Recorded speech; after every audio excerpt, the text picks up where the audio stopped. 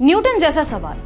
राहुल गांधी ने चुनावी जांच के लिए सेंट्रल बेंगलुरु के महादेवपुरा के बजाय वायनाड या तेलंगाना क्यों नहीं चुना? सेब पेड़ से टूटकर धरती पर गिरते हुए सबने देखा, लेकिन न्यूटन से पहले किसी ने ये साधारण सा सवाल क्यों नहीं पूछा? आज इस तरह का न्यूटन टाइप सवाल जहन में आया है। सवाल ये है कि राहुल गांधी ने बेंगलोर सेंट्रल की संसदीय सीट को अपनी तहकीकात के लिए क्यों चुना? इसके लिए उन्हें वायनाड या तेलंगाना की किसी सीट का ख्याल क्यों नहीं आया? सेब पेड़ से टूटकर धरती पर नहीं गिरेगा तो और कहां जाएगा? ये सहज जवाब है, लेकिन न्यूटन की दिमागी खुराफात इस संदर्भ में लागू की जाए तो असलियत समझ आ जाएगी। कांग्रेस ने वायनाड या तेलंगाना को इसलिए नहीं चुना क्योंकि ये सीटें राहुल गांधी ने जीती थी। वायनाड में विधानसभा और लोकसभा चुनाव के बीच वोटर लिस्ट में करीब 8% का इजाफा हुआ।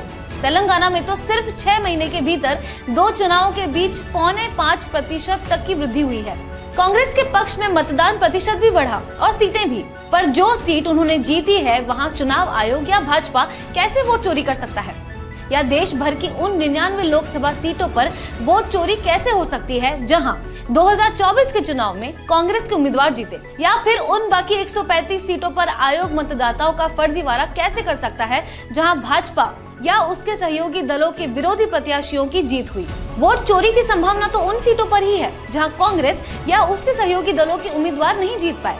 अब जाहिर है चुनाव आयोग कम से कम 234 सीटों पर ईमानदारी से चुनाव कराने में सफल रहा और बाकी जो सीटें एनडीए के उम्मीदवारों ने जीती उनमें से ज्यादातर में वोटों की हेराफेरी, फर्जीवाड़ा, नकली मतदाता सूची जैसे हरकतें हुई थी। दूसरा बड़ा सवाल यह है कि प्रधानमंत्री नरेंद्र मोदी अगर 25 सीटों की हेराफेरी से इस पद पर हैं, तो इसी चुनाव प्रक्रिया के बदौलत ही तो राहुल गांधी भी विपक्ष के नेता है। देश की संसद में उनकी आवाज भी तो इसी चुनावी जीत के बल पर बुलंद होती है। तीसरा बड़ा सवाल यह है कि महाराष्ट्र में 2024 के लोकसभा चुनाव में इंडिया गठबंधन के उम्मीदवार 30 सीटें जीतने में कैसे कामयाब हो गए? उन्हें और चुनाव आयोग को ये ख्याल पहले क्यों नहीं आया कि वोट अगर बढ़ा दिए जाएं तो भाजपा गठबंधन को 48 में से ज्यादातर सीटें मिल जाएंगी? सीटें हारने के बाद ये सबक क्यों आया? जो कथित फर्जीवाड़ा आयोग से मिलकर भाजपा ने 40 लाख वोट बढ़ाकर बाद में किया, वह पहले कर लिया होता तो तेलुगु देशम के चंद्रबाबू नायडू या जनता दल यूनाइटेड के नीतीश कुमार के सामने तो ना गिड़गिड़ाना पड़ता।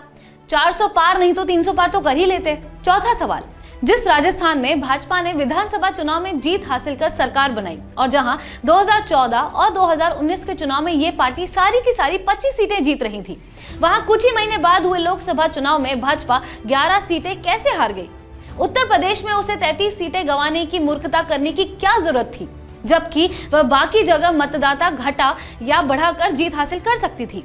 अब पांचवा सवाल, ऐसे क्यों हो रहा है कि भाजपा पश्चिम बंगाल, तेलंगाना, आंध्र प्रदेश, तमिलनाडु या केरल जैसे राज्यों में मतदाता घटा या बढ़ाकर इन क्षेत्रीय दलों को टक्कर नहीं दे पा रही है? चुनाव आयोग तो वहां भी यही है। फिर इन राज्यों में भाजपा विपक्षी दलों के साथ उदारता क्यों बरत रही है? या मान लिया जाए कि इन राज्यों में या उन सीटों पर जहां विपक्षी दल जीतते हैं, ईमानदारी से चुनाव सिर्फ वहीं हो रहा है, बाकी जगह वोट चोरी हो रही है। छठी बात यह है कि क्या अब ये मान लिया जाए कि ईवीएम में गड़बड़ी की धारणाएं सच नहीं है? अगर कोई गड़बड़ी की गुंजाइश है तो वह मतदाता सूचियों में है। इसे दुरुस्त कर दिया तो चुनाव का शुद्धिकरण बहुत हद तक हो जाएगा। सातवां और आखिरी सवाल, अगर चुनाव आयोग की मिलीभगत से व्यापक पैमाने पर वोट चोरी हो रही है, यानी मैच का अंपायर ही अपोजिशन टीम से खुलकर मिल चुका है, तो ऐसे मैच में उतरने का औचित्य क्या है? अगर मैच हारने की पहले से ही गारंटी है तो उस मैच को खेलकर अपोजिशन की जीत को वैधता क्यों दी जाए? उसे ये कहने लायक क्यों रखा जाए कि वह मैच खेलकर जीता है?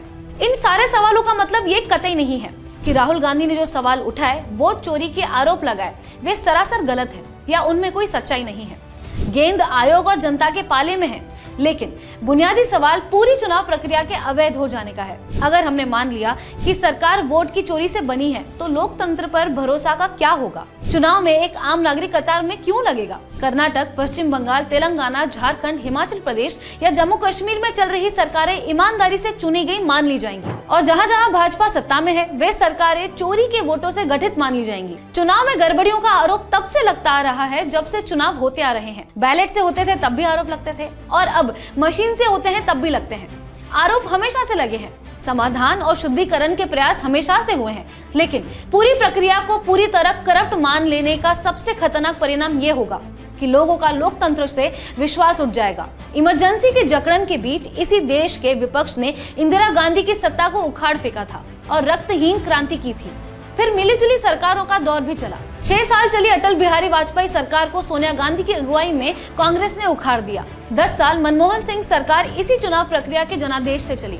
वह सरकार भी नरेंद्र मोदी की अगुवाई में किनारी कर दी गई।